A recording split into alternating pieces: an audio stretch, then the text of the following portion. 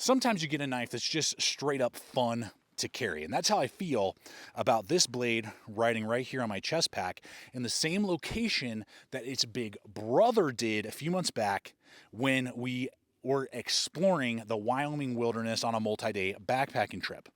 The blade that I have here that we're going to be looking at today is the Exodus Knife and Tool Trout Edition of the AdventureCraft. And just get a load of those handle scales. Now, the owner of Exodus Knife and Tool, Jacob Peterson, and the designer of this knife is an avid fisherman. And over the years, I've gotten more and more into it and had a great time fishing in Wyoming when I was using this knife's big brother, the Jackalope. And that really performed well, not only in cleaning fish, but in just general utility around camp. And so when I saw that the AdventureCraft in S35EN was coming with these handle scales, I was like, I got to get my hands on this and see how it stacks up to the Jackalope, its big brother, and where it might fit in. If you're new to the channel, welcome. I'm Aaron. This is Gideonstactical. Let's dive in and have some fun. Now, the AdventureCraft is quite unique in its design in the outdoor space because we have roughly a 3-inch blade, 4-inch handle. So it's not skimping really on length, but it's only half an inch in height. So at 2 ounces before the sheath on my scale means that this is extremely lightweight and basically presented to us as kind of an outdoor paring knife. Now we add to that a full flat grind on a 0.13 stock thickness, and we're talking about S35EN, and the OEM is White River Knives, so some of the best all-around stainless steel and one of the best OEMs you can get.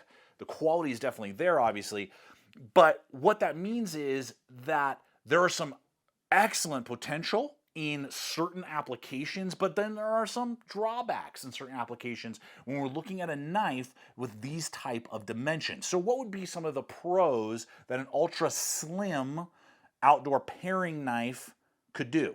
Nice. When you got a long handle, you're able to put that pressure where you need to and leverage the back of your palm. Nice.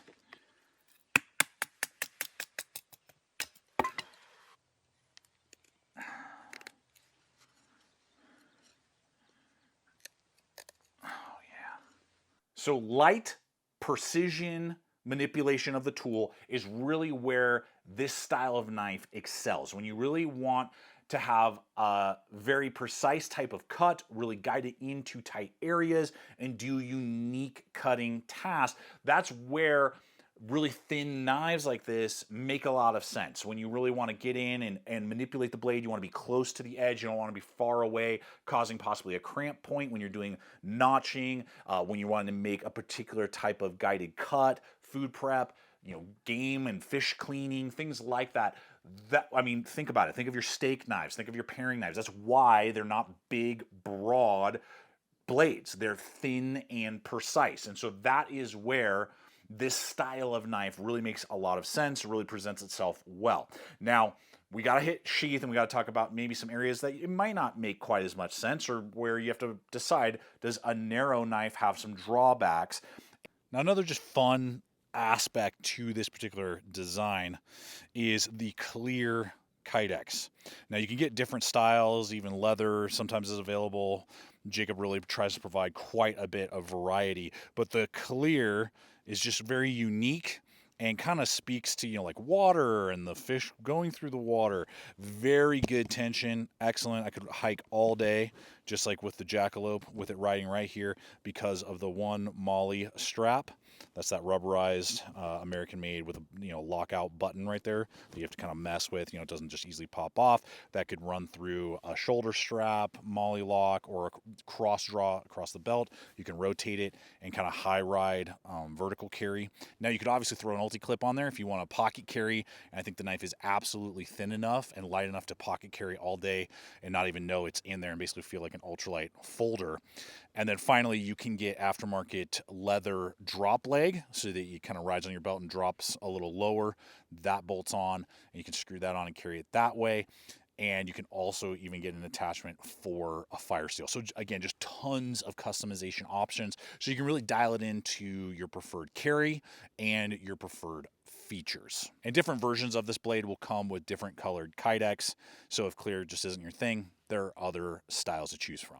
Now, I'm sure you're curious about what the difference is between a slim blade design and a broad blade design may be. And we'll hit that in just a second, but I'm sure you're curious about the cost and just how you get your hands on one of these Trout Edition.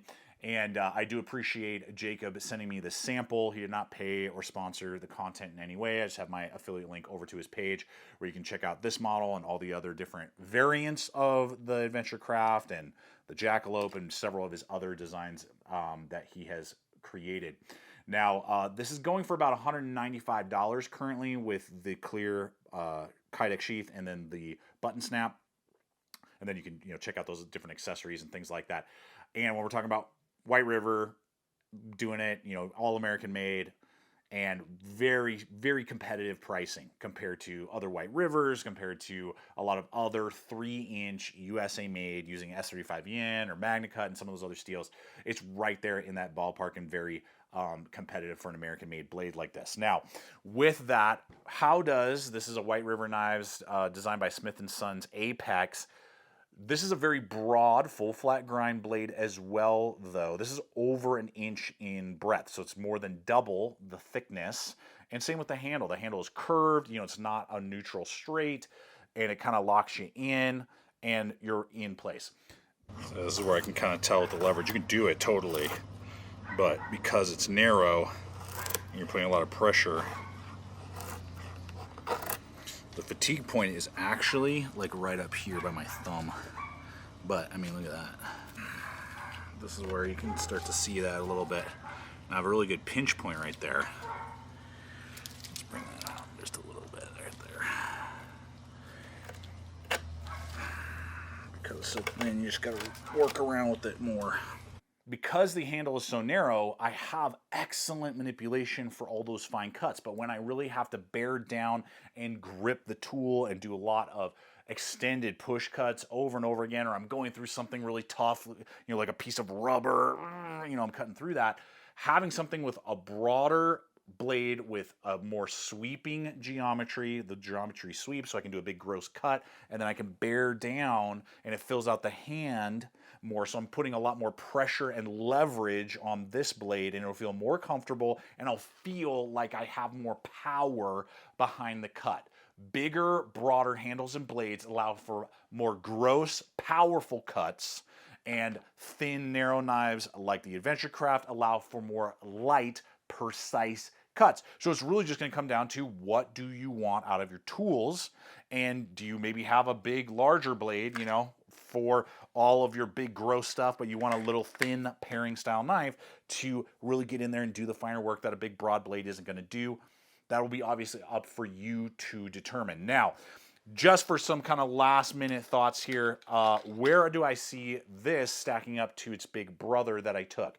Well, if you were to put these both down and say, hey, go backpack in Wyoming again, I would take the Jackalope because of its even fuller handle, so I'm getting a little bit more leverage, and the longer blade, so I'm getting more sweeping cut. So it's a little bit bigger for bigger tasks.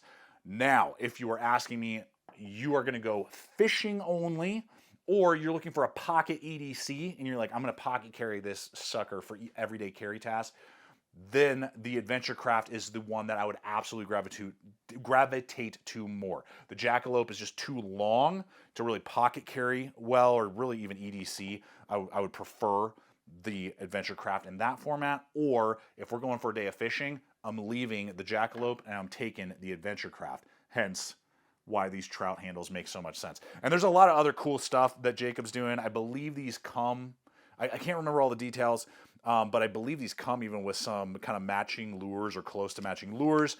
It does not have a 90 for those who are curious, but if you pay for shipping, Jacob will throw a 90-degree spine on that for you if that's something that you want. And lots of other stuff. You can message him.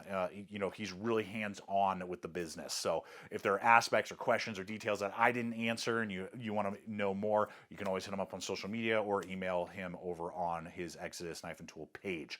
So guys, that is a quick rundown on the AdventureCraft, the little brother to the previously reviewed Jackalope. I'll link that video again.